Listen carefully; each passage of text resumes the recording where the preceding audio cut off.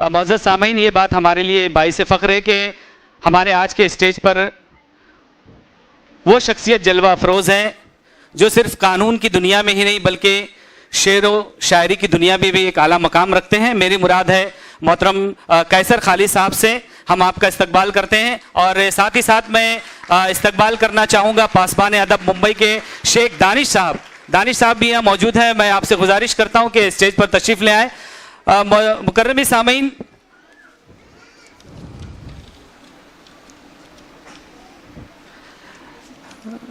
कैसर खालिद साहब के ताल्लुक से एक छोटा सा खाका पेश करता चलूं।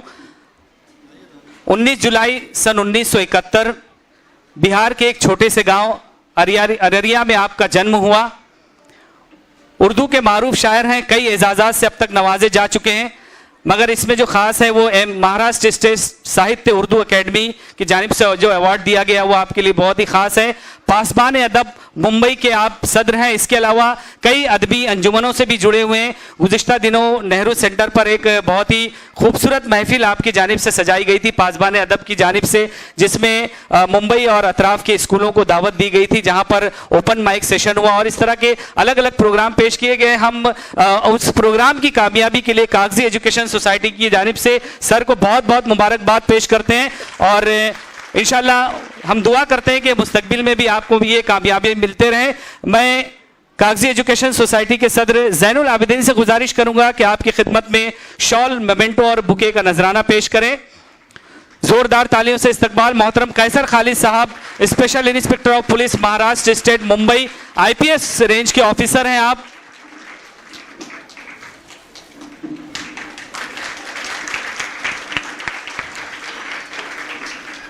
साथ ही हमारे दरमियान बहुत बहुत सामीन, अब आइए रूबरू होते हैं उस शख्सियत से जिसे सुनने के लिए हम सब बेताब हैं, बेचैन हैं। मेरी मुराद है हमारे आज के मुअज़्ज़ज़ मेहमान मोहतरम कैसर खालिद साहब। मैं इन 4 मिसरों के साथ आपको दावत कलाम दे रहा हूं कि हक के शैदाई हैं कातिल को बदल डालेंगे, हक के शैदाई हैं कातिल को बदल डालेंगे, गर्दिशे वक्त भी आई है तो बदल डालेंगे, हमने जिस दौर को चाहा है बदल डाला है, हम जिस दौर को चाहेंगे बदल डालेंगे। तो जोरदार तालियों से इस्तकबाल करें मोहतरम कैसर खालिद साहब। कागजी एजुकेशन एंड वेलफेयर सोसाइटी के सदर, तमाम जिम्मेदारान, स्टेज पे मौजूद मुअज़्ज़िज़ शख्सियात और यहाँ पर मौजूद तमाम मेरे माएँ, बहनें और प्यारे प्यारे बच्चों, बहुत सारे प्यारे बच्चे हैं यहाँ पे। मैंने पढ़ा था कि बच्चों को प्यार करना चाहिए, नीचे लिखा हुआ था कभी कभी उनको खामोश भी रखना चाहिए। तो जब तक गुफ्तगू हो थोड़ा बच्चों को खामोश रखें ताकि एक सुई के साथ मैं बात कर सकूं। पिछली बार आपके इस ट्रस्ट का, इस सोसाइटी का प्रोग्राम भिवंडी में हुआ था और वो एक बरसात का दिन था, मुझे याद है, और बहुत सारे धक्के खाते हुए हम लोग वहाँ तक पहुँचे थे। इस बार ये इंतज़ाम उससे बदरजहा बेहतर है कि हम लोग जिस हॉल में बैठे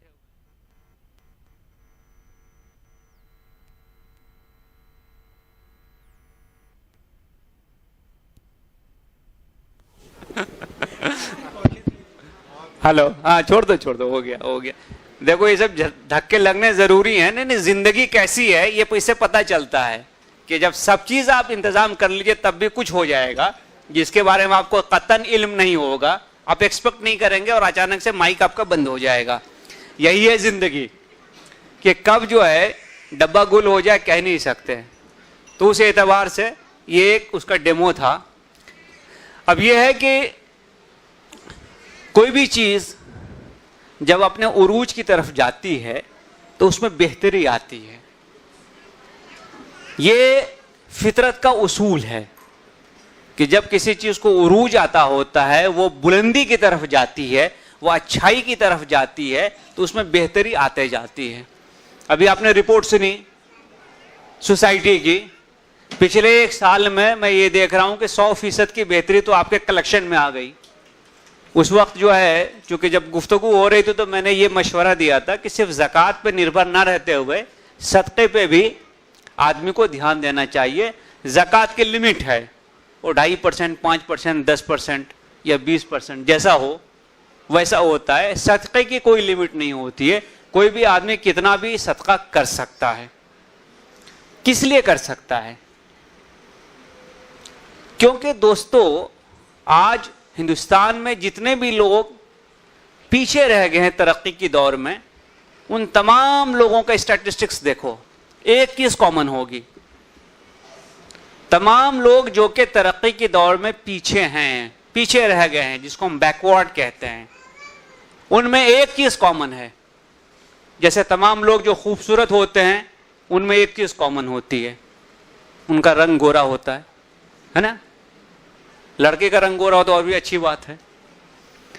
तो बैकवर्ड लोगों की एक पहचान है कि उनमें तालीम कम होगी। सही है?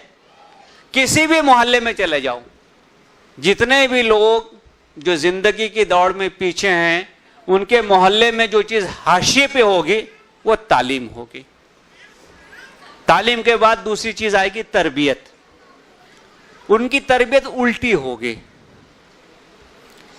हम किरदार को बनाने की तरबियत लेते हैं, हम जिंदगी में आगे जाने की तरबियत लेते हैं, हम अपने मुस्तकबल को और अच्छा करने की तरबियत लेते हैं।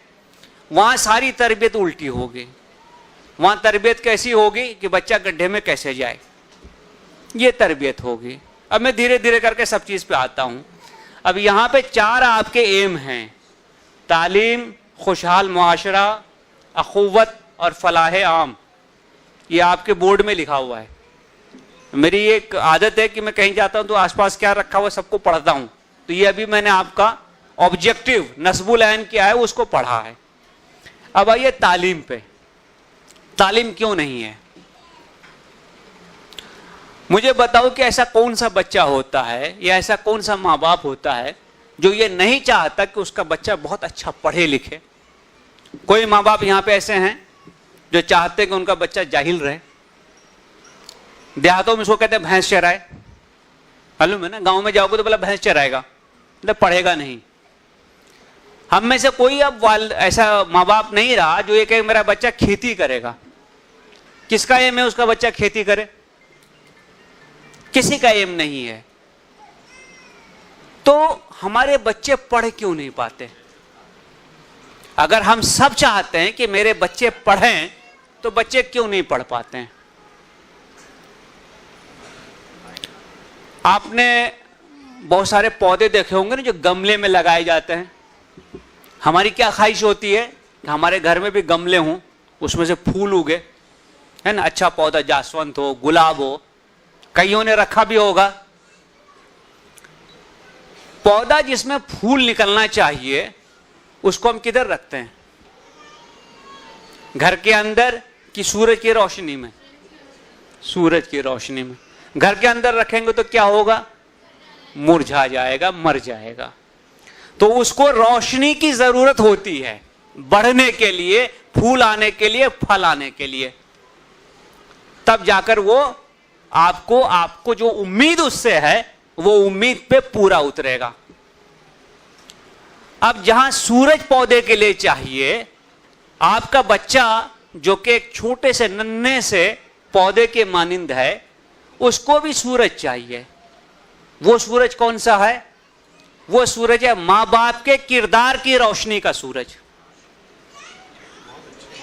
हाँ, मां बाप की किरदार की रोशनी का सूरज। वहां तो धूप है ही नहीं, अंधेरा ही अंधेरा है। तो बच्चा फलेगा फूलेगा कि मुरझाएगा? वहां अंधेरा क्यों है? हम में से कितने माँ बाप है जो पढ़ते हैं? घर में कितने लोग पढ़ रहे हैं? अपने अंदर झांकिए और बताइए मुझे, हमारे घरों में क्या कोई अखबार आता है? क्या कोई किताब है? क्या हम पढ़ रहे हैं, लिख रहे हैं, या पढ़ाई के मुतालिक कोई चीज सुन रहे हैं? आज हमारी तालीम का सोर्स क्या है घर में? टेलीविजन। कौन सी तालीम मिल रही है उससे? कि बहू ने सास को कैसे तंग करना चाहिए, सास ने बहू को कैसे तंग करना चाहिए, किस पे कौन सा जादू करना चाहिए, किसके खिलाफ कौन सी साजिश करनी चाहिए, यही ज्यादातर। तो अब मुझे बताइए कि जब हम खुद अपने घरों में पढ़ लिख नहीं रहे हैं तो क्या बच्चा हमारा पढ़ेगा? बच्चा आप जो कहते हैं वो नहीं करता है, बच्चा जो आप करते हैं वो करता है। बहुत आसान सी मिसाल इसकी मैं देता हूं। आप घर में गाली बकिए, 3 साल होते होते बच्चा गाली बकना सीख जाएगा। सही है? आप जैसे चलते हैं बच्चा उसकी नकल करता है, आप जैसे खाते हैं बच्चा उसकी नकल करता है, आप जैसे चिल्लाते हैं बच्चा उसकी नकल करता है, आप जो जो काम करते हैं बच्चा उसकी नकल करता है। तो आप जहालत में रहना चाहते हैं तो बच्चा आपका आलिम होगा, वो भी उसकी नकल करेगा ना। जब हम खुद जाहिल होना चाहते हैं तो बच्चा भी जाहिल ही रहेगा। तो पहली बात है घर के माहौल को बदलना, वो सूरज की रोशनी वहां मुहैया करना, ताकि वो बच्चा जो नन्हा सा पौधा है वो फल फूल सके। काम मुश्किल है। अभी पता नहीं अगले एपिसोड में क्या होगा सीरियल में, खुदा जाने। मैच चल रहा है, कौन जीतेगा कौन हारेगा भरोसा नहीं है, वगैरह वगैरह। बहुत सारी हमारी खुद की ऐसी चीजें होती हैं जिससे हम रोक नहीं पाते खुद को। तो जब बच्चा आपका ये चीज देखेगा, वो आपका टीवी का सीरियल देखेगा, आप खाना बच्चे को खिला रहे हैं और देख रहे हैं टीवी, तो बच्चा भी तो वही देखेगा ना। आप घर में जैसा बोलते हैं जैसा करते हैं बच्चा वो देख रहा है, तो बच्चा क्या सीखेगा? वालिद साहब मटर गश्ती करते हैं, वालिद साहब को चाय पान का शौक है, वो दोस्तों के सोबत में जाके बैठे रहते हैं, देर से रात को घर लौटते हैं, घर लौट भी गए तो किसी पे कुछ ध्यान नहीं देते हैं, खाना खाए सो गए, बच्चे की पढ़ाई पे ध्यान नहीं देते हैं, बच्चे की नोटबुक कभी चेक नहीं करते हैं, कभी पूछते नहीं कि आज स्कूल में क्या हुआ, आज तुम्हारा दिन कैसा गया, तुमने क्या किया, तुमको कोई परेशानी हुई, तुमको कोई तकलीफ हुई, कोई ऐसा प्रॉब्लम है जिससे तुम परेशान हो। बच्चे से हमारा कोई कम्युनिकेशन नहीं है, वो तो माँ के जिम्मे में है। माँ बेचारी समझा बुझा करके बच्चे को ठीक ठाक कर लेती है, खाना पीना खिला के सुला देती है, सुबह स्कूल भी भेज देती है। तो जब हम ये माहौल रखेंगे तो हम कैसे उम्मीद करते हैं कि मेरा बच्चा बहुत अच्छा करेगा? एक्सेप्शन होते हैं हर जगह पे, इसके बावजूद कुछ बच्चे अच्छा कर लेते हैं। लेकिन जब तक घरों में माहौल नहीं बदलेगा तब तक बच्चे से बहुत उम्मीद नहीं कीजिए। और ऐसा नहीं है कि माहौल बदलना नामुमकिन है। हर शहर में जो आदमी, जो मोहल्ला डेवलप्ड है, जिस कम्युनिटी के लोग जिंदगी में आगे गए, एक बार उधर चले जाइए ना, जाके देखिए कि उनका तौर तरीका क्या है। हमारे मोहल्ले में मोहल्ला आबाद कब होता है? शाम के बाद, देर रात तक। जो लोग जिंदगी में आगे गए उनके मोहल्ले कब आबाद होते हैं? दिन में, काम धंधे की वजह से। उनके मोहल्ले में होटल कितने, चाय की दुकानें कितनी, कैरम के स्टॉल कितने, ताश खेलने वाले लोग कितने, मोटरसाइकिल करतब दिखाने वाले लोग कितने, अपने मोहल्ले में कितने। उनके मोहल्ले में गंदगी कितनी, आपके मोहल्ले में गंदगी कितनी। देख लीजिए, कंपेयर कर लीजिए ना। ये कोई ऐसी चीज नहीं जो सिर्फ मुझे मालूम है, हम में से हर शख्स इसको देख रहा है। तो वहां जब सूरत बदली हुई है तो तो उसका रिजल्ट भी बदला हुआ होगा। यहां सीरत बदली हुई है तो इसका रिजल्ट भी बदला हुआ होगा। तो हमारी पूरी की पूरी कोशिश क्या है कि हम इस माहौल को बदलने नहीं दें। ऐसा कैसे हो सकता है कि रात के 12-1 बजे खाना नहीं मिलेगा, होटल नहीं खुला होगा? आजकल तो हमको भूख ही तभी लगती है जब दुनिया के सारे लोग सो चुके होंगे। हमारे तो घूमने फिरने का वक्त वही है। पूरी दुनिया सुबह जल्दी उठ के वॉकिंग के लिए जाती है, हम रात में वॉक करते हैं।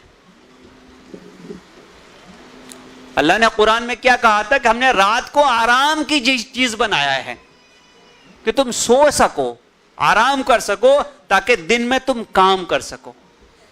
इसी वजह से हमारा दिन फजर से शुरू होता है, जोहर से नहीं। ये हमने अलग कर लिया है कि जोहर से शुरू किया उसको। बाकियों का दिन भी फजर से शुरू होता है, ईशा तक खत्म हो जाता है। तो ये कल्चर बदलना जरूरी है। तालीम उसके सिवा हमारे घरों में नहीं आएगी कि जब तक हम खुद पढ़ना ना शुरू करें।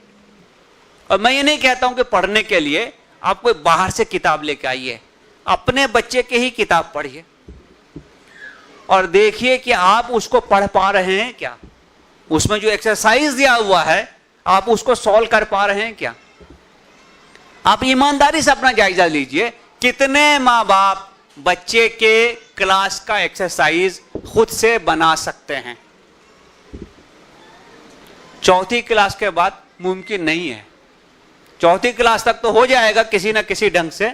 5वीं, 6ठी, 7वीं में जैसे बच्चा जाता है हमारे हाथ खड़े हो जाते हैं। अंग्रेजी हम भूल से देखते नहीं, उसकी हिसाब देख के वहशत होती है। साइंस में थोड़ा बहुत कुछ याद रहता है, मिला जुला के हिंदी उर्दू रह गया जो हम पढ़ लेते हैं। भाई सीखने का अमल पूरी जिंदगी में खत्म नहीं होता। सीखना तमाम उम्र चालू रहता है, तब जाकर इंसान बड़ा बनता है, बेहतर बनता है। दुनिया के किसी बड़े आदमी का आप उसकी तारीख उठाकर देख लीजिए, एपीजे अब्दुल कलाम की तारीख देख लीजिए, तमाम उम्र सीखते रहे, पढ़ते रहे। एडिसन की तारीख देखो, आइंस्टाइन को देखो। जब तक आप खुद ये जज्बा अपने अंदर पैदा नहीं करेंगे तब तक आपके घरों की हालत नहीं बदलेगी, तब तक आपके मोहल्लों की हालत नहीं बदलेगी। तो पहली बात तो तालीम के लिए जरूरी यह है कि हम घरों के माहौल को बदलें। दूसरी बात, अब मैं आता हूं कि हमारा कल्चर क्या हो गया है। ऐसा क्यों है कि हमारे सारे काम रात में होते हैं। हम में से कोई शख्स ईशा के बाद घर में रुकता है क्या? अगर हम रुक भी जाए तो हमारे बच्चे कहां रहते हैं? सड़कों पे रहते हैं, टपरी पे रहते हैं, होटलों में रहते हैं, घर में नहीं रहते। जो आदमी सड़कों पे रहेगा, होटल में रहेगा, टपरी पे बैठ के रहेगा, चाय खाने में रहेगा, वहां कौन सी पढ़ाई होगी? वहां तो फिर गुफ्तगू होगी दुनिया के तमाम मामलात पे, सिवाय कोर्स को छोड़ के। तो हमने कभी अपने बच्चों को पूछा कि बेटा कहां रहते हो शाम में? पूछते हैं क्या?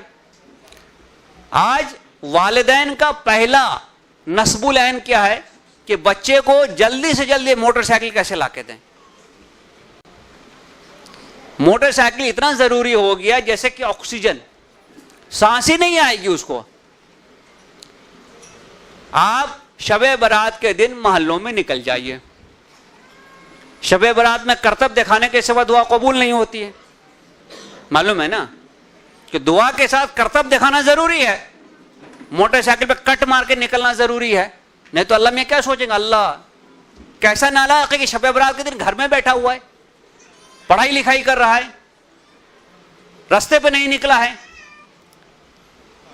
यहां से निकले, तमाम दरगाह में हाजिरी देते देते देते सुबह तक उधर से लौटेंगे।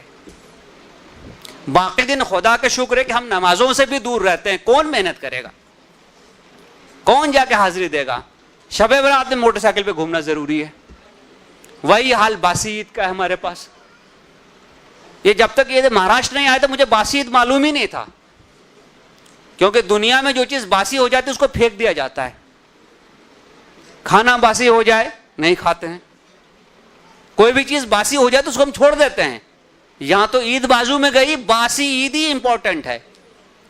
मैंने वो हदीस आज तक पढ़ी नहीं जिसमें इसका हुक्म था। अजब नहीं कि कोई लोग निकाल के भी लोग लेके आ जाए इसको। 3 दिन तो हमारी ईद चलती है, और क्या मजाल है कि उस दरमियान कोई अच्छा काम हो जाए। आप ईद के दूसरे दिन तीसरे दिन चले जाइए हाजी अली में, आपको अगर आधा घंटा नहीं लगे क्रॉस करने में तो अब अल्लाह का शुक्र अदा कीजिए कि मैं निकल गया यहां से। क्या इमेज हम समाज में क्रिएट कर रहे हैं, क्या पैगाम हम लोगों को दे रहे हैं।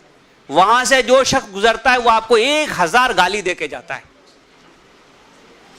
आपको बद्दुआ देके जाता है कि इस मरदूद की वजह से मैं लेट हो रहा हूं। क्यों? क्योंकि हमने तो ये अज़्म कर रखा है कि हम मरते दम तक कानून नहीं मानेंगे। ये हमारी शान के खिलाफ है। मैं अभी कुछ दिन पहले एक टीवी में डिबेट में था। ये नया अभी मोटर व्हीकल एक्ट आ गया ना, उसमें फाइन बहुत बढ़ गया है। एक साहब जुड़े हुए थे मेरठ से, कहने लगे कि 23,000 का फाइन कौन देगा, मोटरसाइकिल 15,000 की है। तो मैंने उनको पूछा कि जनाबे आली, आपको कानून तोड़ने के लिए कौन कह रहा है?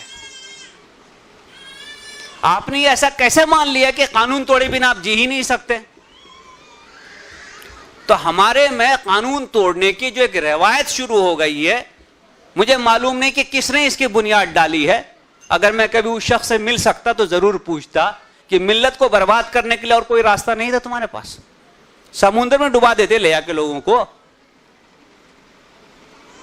जब हम पकड़ में आते हैं तब बराबर औकात पे आते हैं, तब तो हम पैरवी के लिए यहां वहां दौड़ते रहते हैं। तो कोई भी कौम तब तक तरक्की नहीं कर सकती जब तक कि उसके अंदर डिसिप्लिन नहीं आए, जब तक कि वो कानून को मानकर नहीं चले। पूरी दुनिया कानून को मान के चल रही है सिवाय हमारे। यही वजह है कि हमने हर चीज को जो कि बाकी लोग कर रहे हैं उसके खिलाफ जाकर अपनी एक पहचान बनाई है। अल्लाह माशाअल्लाह क्या पहचान है हमारी कि जितने मवाली सब हम लोग, चेन छीनने वाले हम लोग, जेलों में हम लोग, जितने न्यूसेंस करने वाले हम लोग, लड़की को छेड़ने वाले हम लोग, आप किसी जेल में जाके देख लो 40-40% लोग मिल्लत के मिलेंगे। क्यों? क्योंकि तरबियत गलत हो रही है। शेख सादी ने कहा था, खिश्ते अव्वल चून हद मेमार कज ता सुरैया मीर अवध दीवार कज, कि बनाने वाले ने पहली ईंट अगर टेढ़ी लगा दी बुनियाद में तो आसमान तक वो दीवार टेढ़ी रहेगी। ये कौन बना रहा है ईंट? कौन लगा रहा है? हम लगा रहे हैं। हमने कभी भी आज तक समाज के तौर पे कोशिश की है क्या कि हमारे समाज की इमेज कानून के मानने वाले से हो, अच्छे लोगों जैसी हो, बेहतर हो? तो हमको अपने दामन में झांकना चाहिए, सोचना चाहिए कि ऐसा क्यों हो रहा है।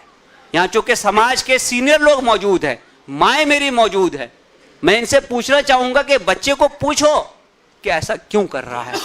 और अगर किसी के अंदर यह प्रॉब्लम आ रही है तो काउंसलिंग करनी चाहिए, समझाना चाहिए, बताना चाहिए। बच्चा पिटाई से ठीक नहीं होता है, बच्चा समझाने से ठीक होता है। तीसरी बात जिसको मैं अक्सर कहता हूं कि हमारे बच्चों के जो ख्वाब हैं छोटे छोटे, हम बड़ा सपना देखते ही नहीं। हमारा सपना क्या है? हमारा सपना क्या है? एक नौकरी मिल जाए सपना, एक गाड़ी हो जाए सपना, एक घर हो जाए सपना, शादी अच्छी हो जाए बहुत बड़ा सपना। यही सपना है। हम कभी ये नहीं सोचते कि मैं जिंदगी में ऐसा काम करूं कि मैं 10 लोगों को नौकरी दे सकूं। यह सपना है हमारा, 50 लोगों को दे सकूं नौकरी, उनके खानदान को मैं पालने का इंतजाम कर सकूं। यह हमारा सपना नहीं है। यह हॉल हमने हायर किया आज किराए से। हम में से कितनों ने सोचा कि एक वक्त ऐसा आना चाहिए कि ऐसा हॉल मैं खुद बनाऊं, ये मेरे पास हो, मुझे इसको किराए से लेने की जरूरत नहीं पड़े। कितनों का सपना यह है? तो हमारे सपने बहुत छोटे हैं और उन सपनों को चकनाचूर करने के लिए हमारे वालिदैन काफी हैं। बच्चे को हर वक्त हम डांट डपट करते हैं कि तुम कर पाओगे। कितने लोग इसमें आए और फ्लॉप हो गए, कितने लोग बर्बाद हो गए। हम उसकी इमेजिनेशन को, उसके एक्सपेक्टेशन को एकदम नीचे लाके रखते हैं। हम ये समझते हैं कि हम जहां तक पहुंचे खुद, हमारा बच्चा उससे आगे नहीं जा सकता। मैं अगर टीचर बन गया तो मेरा बच्चा तो प्रिंसिपल बन ही नहीं सकता, प्रोफेसर बन ही नहीं सकता। वो भी जिंदगी में ज्यादा से ज्यादा टीचर बनेगा। भाई आपके हालात अलग थे, इसके हालात अलग हैं। हो सकता है कि आप गांव के हों, ये शहर में रहता है। हो सकता है आपको अच्छा स्कूल ना मिला हो, इनको अच्छा स्कूल मिला है। हो सकता है कि आपके और प्रॉब्लम्स रहे हों, इनको शायद वो प्रॉब्लम नहीं है। तो हमको अपने बच्चों को सपना देखना सिखाना पड़ेगा और कहना पड़ेगा कि बेटा ये सपने तुम हासिल कर सकते हो, तुम इस मंजिल पे पहुंच सकते हो, तुम्हारे अंदर वो सलाहियत है कि तुम कोशिश करोगे तो तुमको ये चीज मिल जाएगी। अगर हमने इस तरीके से अपने बच्चे की परवरिश की तो मुझे उम्मीद है कि आपका बच्चा आपसे 10 कदम जरूर आगे जाएगा। उसके सपनों को टूटने मत दो, उसको मदद करो, जो हो सकता है आपसे बन पड़े वो करो। आपको मालूम है एपीजे अब्दुल कलाम साहब का जब इंजीनियरिंग कॉलेज में एडमिशन हो गया तो उनके घर में इतने पैसे नहीं थे कि फीस के पैसे अदा किए जा सके, और वो कोई डोनेशन वाला कॉलेज में नहीं गए थे, गवर्नमेंट कॉलेज में गए थे। उनकी बहन ने, उनके पास थोड़े से जेवर बचे हुए थे, वो बेचकर उनको एडमिशन कराया। अगर आप सोचिए कि उस वक्त उनका एडमिशन नहीं होता तो जिस एपीजे अब्दुल कलाम को हम जानते हैं, क्या हम जान सकते? तो कुर्बानियां देनी पड़ती हैं अच्छाई के लिए, बेहतरी के लिए, आगे बढ़ाने के लिए, मोटरसाइकिल लाने के लिए नहीं। कुर्बानी अच्छाई के लिए दीजिए। बच्चे जिद करेंगे, वो उनका हक है, वो उनकी उम्र है, उनको समझाना हमारा काम है। हमको अपने बच्चों को अच्छा शहरी बनाना हमारी जिम्मेदारी है। यह गवर्नमेंट की जिम्मेदारी नहीं है, वो ट्रैफिक हवलदार की जिम्मेदारी नहीं है कि आपका बच्चा ट्रैफिक के लॉ को फॉलो करे। जब घर से निकलता है, हम में से किसी ने पूछा हेलमेट है कि नहीं पास में, किधर जा रहे हो, कब तक लौटोगे, हम नहीं पूछते। तो सबसे बड़ी बात यह है कि हमको यह बात तरबियत में ही कम है, हम करते ही नहीं तरबियत। हम समझते हैं कि बच्चा जैसे भेड़ बकरी के बच्चे पलते हैं, हमारा भी बच्चा पल जाएगा। इंसान का बच्चा ऐसा नहीं पलता। जानवर का बच्चा पैदा होता है, खड़ा हो जाता है, दौड़ता है, खुद से दूध पीता है। इंसान का बच्चा 1.5-2 साल तक माँ बाप पे मुनहसर रहता है। अल्लाह ने यह इंतजाम इसीलिए किया है कि आप उसकी तरबियत कर सकें, उसको सिखा सकें, उसके दिमाग में सही चीज डाल सकें, वो मिसाल आप उनके सामने पेश कर सकें जो वो अपनाकर जिंदगी में आगे बढ़ सके। तो इस बात को जान लीजिए। अब तीसरी बात, अखुवत। अखुवत क्या होता है? अखुवत के मतलब होते हैं मोहब्बत, प्यार, भाईचारा। अखुवत कहां होगी? जहां हसद नहीं होगा, जहां जलन नहीं होगी, वहां अखुवत आएगी। जहां कुर्बानी का जज्बा होगा। आज हमारे अंदर सबसे बड़ा प्रॉब्लम क्या है कि मेरा पड़ोसी आगे कैसे जा रहा है मुझसे, मैं जहां पे हूं उसको मुझसे नीचे रहना चाहिए, आगे कैसे जा सकता है। हम कभी ये नहीं देखते कि वो कितनी मेहनत कर रहा है, वो कितनी कोशिश कर रहा है। एक लकीर को अगर आपको छोटा करना है तो 2 रास्ते हैं, या तो उस लकीर को मिटा दो, खत्म हो जाएगी, या उसके बाजू में बड़ी लकीर खींचो ना और कहो कि ये लकीर अब छोटी हो गई है। हम बड़ी लकीर नहीं खींचते। हम ये चाहते हैं कि जिस गटर में हम हैं उसी गटर में पूरी दुनिया पड़ी रहे। कम से कम मेरी कौम तो जरूर रहे, मेरा मोहल्ला तो जरूर रहे, मेरे आसपास में जानने वाले सारे उसी में रहें। तो अखुवत कहां से आएगी? ये हसद, ये रकाबत, ये एक दूसरे से नफरत, ये एक दूसरे की टांग खींचना, ये जज्बा हमारे अंदर इतना ज्यादा है कि हमने मस्जिदें अलग अलग कर ली। आप शहरों में घूम के देख लीजिए, आपको हर फिरके की मस्जिद मिलेगी, आपको अल्लाह की मस्जिद कहीं नहीं मिलेगी। देखिए आपने कभी अल्लाह की मस्जिद, ये इस फिरके की मस्जिद, वो उस फिरके की मस्जिद, वो उस फिरके की मस्जिद, और क्या मजाल है कि एक भाई कहीं चला गया तो उसको छोड़ देंगे दूसरे, और उसको टोकने वाला आदमी सबसे बड़ा जाहिल होगा। खुद मेरे साथ ये वाकया हो चुका है। तो मैंने उसको पूछा, भाई तू कौन से दलील पे खड़ा है? तब जाकर मेरी जान छूटी। तो तमाम जो जाहिल हैं वो दूसरे को मजहबी मामले में सिखाने की कोशिश करते हैं, और यही वजह कि हम बटे हुए हैं। तब फिरकों में 72 तो बहुत पहले था, खुदा जाने अभी कितना लेटेस्ट। ये अखबार वाले, इनकलाब वाले हैं, ये बताएंगे कि आजकल कितने फिरके हो गए मुसलमानों में, अखुवत कहां से होगी। आपको एक छोटी मिसाल मैं देता हूं कि आपने किसी सिख को भीख मांगते देखा है? किसी सरदार को भीख मांगते आज तक देखा है? नहीं मिला होगा। क्यों नहीं भीख मांगते हैं? क्योंकि एक आदमी अगर उस समाज का कमजोर होगा तो दूसरा उसको मदद करेगा, उसको आगे बढ़ाएगा। जैसे यहां आपने स्कॉलरशिप दी लोगों को, जब वो कामयाब हो गए तो उन्होंने पैसे वापस किए, डबल वापस किए। यही मामला है कि कोई आदमी अगर कमजोर है तो उसको समाज के बाकी लोग मदद करेंगे, उसको उठने में मदद करेंगे, उसको बिजनेस सेटअप करने में मदद करेंगे, और कहेंगे कि कमा के पैसा वापस करो। हमारे यहां कोई भाई अगर गिर जाए तो हम फौरन उसकी कब्र खोदेंगे कि भाई और उसको नीचे करें, गड्ढे में डाल दें। तो अब आगे बढ़िएगा। आगे बढ़ने वाली कौम के ये हालात नहीं होते, उसका ये किरदार नहीं होता है, उसके ये रंग ढंग नहीं होते। वो एक दूसरे की मदद करते हैं। कोई परेशान हो तो उसकी परेशानी दूर करते हैं, कोई मुसीबत में हो तो उसकी मुसीबत को कम करते हैं। ये हर वो कौम जो जिंदगी में आगे गई है, आप उसका तरीका देख लीजिए। आज हम यूरोप में, अमेरिका में जाके देखिए, वो भले किसी और मजहब को मानते हों, लेकिन समाजी शऊर कितना ज्यादा है। हमारे यहाँ एक्सीडेंट हो जाए तो हम क्या करते हैं? गाड़ी की स्पीड बढ़ाते हैं और भाग जाते हैं वहां से। वो आदमी जिए मरे हमको कुछ लेना देना नहीं। आप चले जाइए यूरोप में, अमेरिका में, एक्सीडेंट होगा तो आदमी रुकेगा, उसको उठाएगा, उसको हॉस्पिटल पहुंचाएगा, उसकी जिंदगी बचाने की हर मुमकिन कोशिश करेगा। ये फर्क है। इसीलिए वो आगे जा रहे हैं और हम पीछे हैं। तो ये बदलाव होना किरदार का, सीरत का, कल्चर का जरूरी है, और ये बदलाव कोई बाहर का आदमी आकर आपको नहीं करके देगा।